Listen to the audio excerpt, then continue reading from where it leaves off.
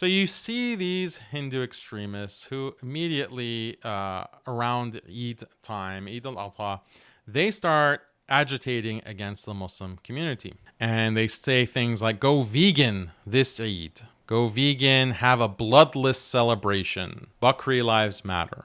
So this is the kind of propaganda that they're putting out against Muslims. Now, this kind of propaganda, if you're in the West or you're in a country that's not being controlled by Hindu nationalists, these Hindu extremists, it's, you just roll your eyes. Like, why would I go vegan when there's this delicious beef, this delicious meat that we get to eat for Eid. But if you're living in India or you're living in a country that has many Hindus, like in Sri Lanka or elsewhere, then this becomes a problem because this is a way to target the Muslim minority, and sometimes this will even bleed into violence. And so this is something that has become increasingly a concern, and we have to speak out. We have to call out this kind of terrorism against Muslims. So if you look, even mainstream media has been reporting about the violent rise of India's cow vigilantes, cow vigilantes. So as our brother Muhammad Hijab put it, these are violent vegetarians. Vicious vegetarians, and they're attacking Muslims. And it's not something to laugh about because it's leading to a lot of death. This article is saying that cow vigilantes started patrolling neighborhoods looking to physically punish those who were allegedly harboring, consuming, or even transporting cows. In most cases, the victims of these mob beatings were Muslim. So this is very serious. Our Muslim brothers and sisters are being lynched in India, for example, because of this kind of extremism that we see. But this is hypocrisy, as I'll share. This is a kind of hypocrisy from Hinduism, and I'll explain exactly why. So here's another article. Cow vigilante charged with double murder in India after Muslim men's bodies found in burnt out cars. So this is shocking. Like, you are killing other human beings for the sake of a cow. And it's not like the Muslims are abusing cows. They're just eating cows, just like the rest of the world's population. And this is something that is hard to understand. Like, why? Why are you going to attack and kill another human being and do essentially terrorism for the sake of a cow? Here's another report from Human Rights Watch. India, vigilante cow protection groups attack minorities. And then Human Rights Watch says authorities should end communal rhetoric and prosecute assailants. So the problem is that you have BJP, which is the ruling Hindu party in India, and they're full of these extremists and terrorists, and they're led by the biggest terrorist, Narendra Modi, and they will spew this kind of violent rhetoric against Muslims, and they will lionize and agitate the Hindu masses to attack Muslims. And that's when violence breaks out against the Muslim minority. And so you have an entire report that was published, and in this report, the name of the report is, it's a 104-page report actually. Violent cow protection in India, vigilante groups attack minorities. So this was a professional report that was published, and it says that between May 2015 and December 2018, at least 44 people, including 36 Muslims, were killed in such attacks. Police often stalled prosecutions of the attackers, while several BJP politicians publicly justified the attacks. So this is a systematic, you've heard of structural racism. This is like structural vegetarianism. This is a structural problem within India, and they are terrorizing the Muslim minority community. Why? Just because not thinking that cows are sacred, not thinking that cows are sacred, divine, and should be worshipped. This is why they're being lynched.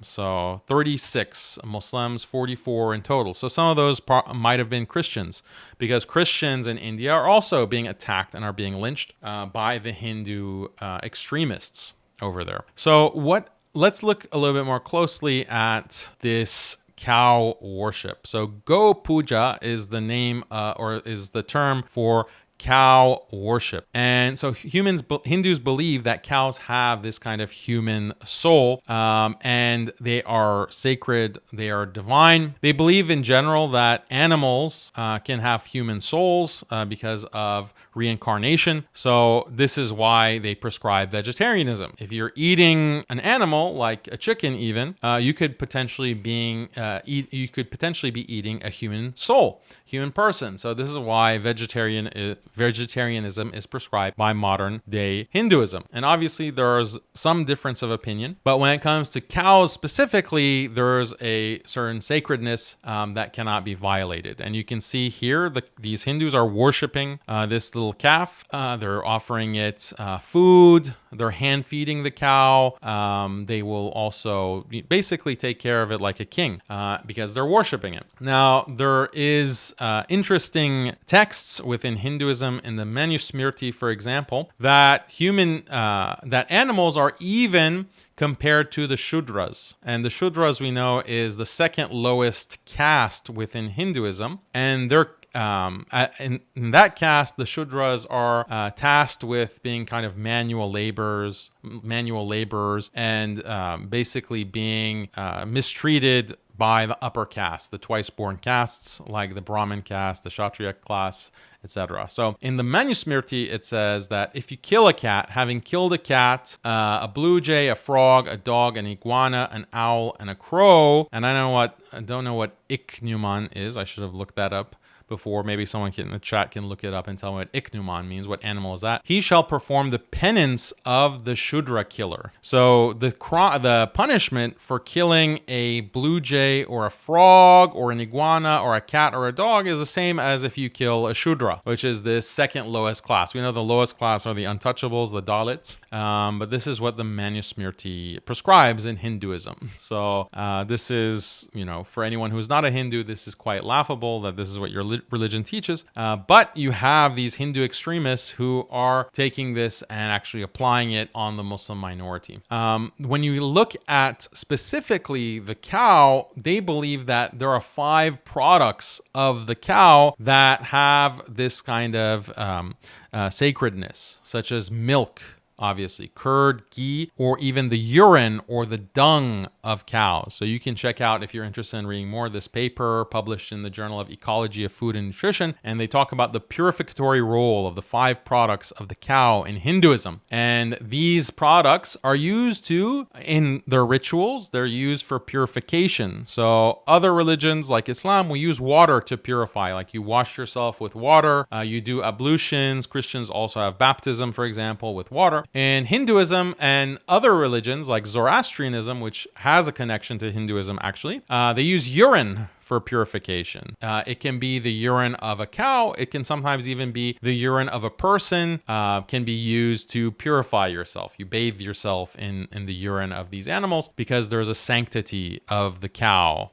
or specifically of this urine. So this is giving you a background of like what's driving the lynching of Muslims, what's driving this hatred. When they say Bakri lives matter, when they are saying go vegan for Eid, it's not out of some kind of belief in animal welfare. It's not in some kind of message of, oh, we need to just be kind to animals. In general, they don't have kindness for human beings. They don't have kindness for Muslims or Christians, and they don't even have kindness for the majority of Indians, which are the lower classes, the Shudras and the Dalits. Like traditionally, those castes were the most oppressed people on the face of the earth by the upper castes. So they don't really, it's not out of some kind of care for animals. And the thing is that there are a lot of clips that I could share with you right now about Hindu treatment of animals. And again, I don't want to label all Hindus. This is not about Hindu hatred, but their religious beliefs are quite vile. Let's just be honest. We're not trying to spread the hatred of individuals, but when you have these rituals that call for slaughtering goats, for example, and Twitter, you can find so many clips that have been posted in response to an attack on Muslims. They're attacking and criticizing Muslims for Eid al-Adha and saying Muslims are barbaric. Well, what are they actually doing to animals in India? And you have these rituals and you have Hindu priests who are ripping the heads off of chickens, for example, and just biting on the still half living chicken while it's trying to struggle free. You have, very gruesome. I can't show them on YouTube. They're barely allowed on Twitter. You have videos of within Hindu temples. Like, these aren't just random Hindus committing acts of violence against animals. These are their priests who are like taking a butcher's knife and just one by one just slaughtering sheep, like with no care or concern for the animal's pain or suffering. They're just whacking the animal with this kind of sharp object, and they're lopping off the heads of these sheep, and you can see the animals are squirming in pain, because when you hit an animal in the back of the neck, that it hits the spine. That's the most painful thing. So they go through the most painful death when you kill from the spine, as opposed to the Islamic way, which is to cut the arteries in the neck so that it bleeds out. And when the loss of blood pressure happens, when the throat is slit, the animal loses consciousness. So it is the least painful way to actually slaughter an animal, is hand slaughter by cutting the neck. This is traditionally how slaughtering is done, not only in Islam, but even in Christianity and Judaism. Modern slaughtering in commercial meat processing is also very brutal because they do things like use stun guns or electricity to immobilize the animal. So that's also quite brutal. But the most brutal that I've seen are these Hindus in India who are slaughtering goats, slaughtering chickens, and other animals. And this is quite shocking to see.